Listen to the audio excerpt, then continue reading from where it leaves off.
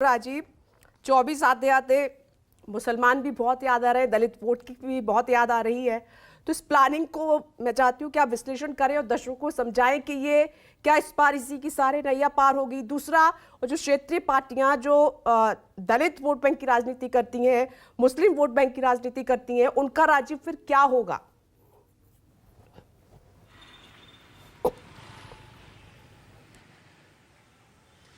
देखिए विपनेश, आपने कई जमीनी सच्चाई की बात। भारतीय जनता पार्टी, कांग्रेस पार्टी या सारी पार्टियां चुनाव की दृष्टि से अपनी अपनी रणनीति बनाती रहती है और उसका खुलासा भी करती रहती है कि हम आप उस पर चर्चा करें कि वो आगे क्या करने वाले हैं, उनकी रणनीति क्या है, और ये उनका काम है। लेकिन आपने जो जमीनी सच्चाई की बात की वो ये है कि इस देश में अब मुस्लिम वोट बैंक खत्म हो गया।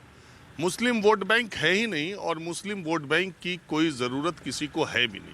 इस देश का मुसलमान पिछले 8 वर्षों से एकजुट होकर, आप उत्तर प्रदेश का ही चुनाव देखिए 2022 में, मुझे नहीं लगता कि आज़ादी के बाद मुसलमानों ने इतना ज़्यादा वोट किसी पार्टी को दिया जितना अखिलेश यादव को दिया।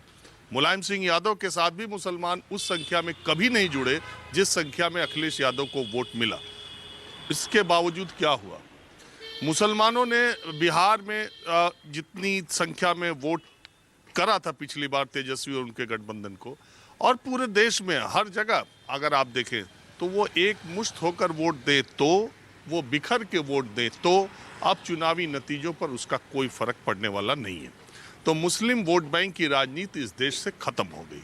अब किसी भी नेता में ये हिम्मत नहीं है कि वो रोजे के दौरान, रमजान के दौरान वो चेक वाले गमछे पहन के इफ्तारी अटेंड कर ले। अब किसी नेता में नहीं है। अब मुसलमानों के ईद के मौके पर लोग हाथ हिलाते चले जाएं या मिलने चले जाएं, बस इतना ही काफ़ी है। अब किसी की हिम्मत नहीं है। अब मेजॉरिटी की तुष्टीकरण की राजनीति हो रही है, माइनॉरिटी के तुष्टीकरण की राजनीति के दिन लद गए। प्रधानमंत्री नरेंद्र मोदी, भारतीय जनता पार्टी और अमित शाह ने पिछले 8 वर्षों में ये काम किया।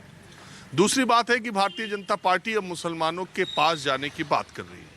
भारतीय जनता पार्टी का मुसलमानों से जैसा रिश्ता है वैसा ही मुसलमानों का भारतीय जनता पार्टी से रिश्ता है।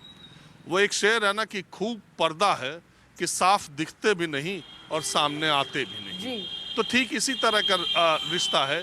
भारतीय जनता पार्टी पसमादा मुसलमानों के नज़दीक जाने की बात कर रही है, एक रणनीति बनाने की बात कर रही है कि हम उन तक पहुंच बनाएंगे।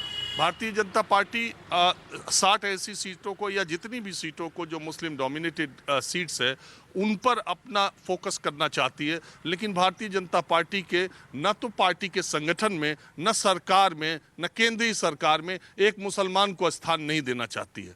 और एक मुसलमान जो मंत्री था उसका कार्यकाल खत्म होगा तो उसको कार्यकाल भी नहीं मिलेगा।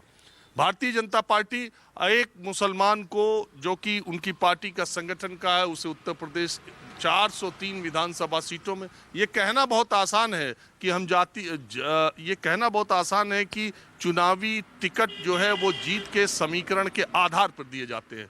नहीं, चुनावी टिकट समीकरणों के आधार पर दिए जाते हैं। बहुत बार बहुत सीटें ऐसी भी दी जाती हैं कि वो सीटें माना जाता है कि हारी जा सकती हैं, और बहुत सीटें ऐसी हर इलेक्शन में होती हैं विपनेश, जिनको पार्टियां जानती हैं कि ये सीट हम नहीं जीतते हैं, लेकिन तब वहां पर समीकरणों के हिसाब से कि सर्वधर्म समभाव, सबका साथ, सबका विकास, या सब लोग हमारे साथ हैं, ये प्रतीक के तौर पर देते हैं। लेकिन ये प्रतीक भी भारतीय जनता पार्टी अपने संगठन या चुनाव के दौरान नहीं रखती है।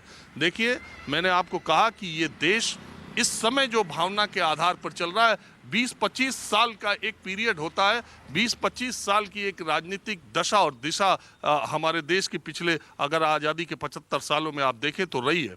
तो अभी ये देश जिस तरह की भावना के साथ चल रहा है वो धर्म प्रधान भावना है। आप कोई भी मुद्दा उठाएंगे उसको हिंदू मुसलमान, भारत पाकिस्तान से उसको जोड़ दिया जाएगा। भारतीय जनता पार्टी या दूसरी पार्टियों के प्रवक्ता अब इस स्थिति में नहीं है कि वो किसी भी मुद्दे पर चर्चा करें और 5 मिनट 8 मिनट बिना मुसलमान और बिना पाकिस्तान के वो चर्चा कर सकें, और पूरा उसी के इर्द गिर्द घूम के फैला करके वहाँ ले जाया जाता है।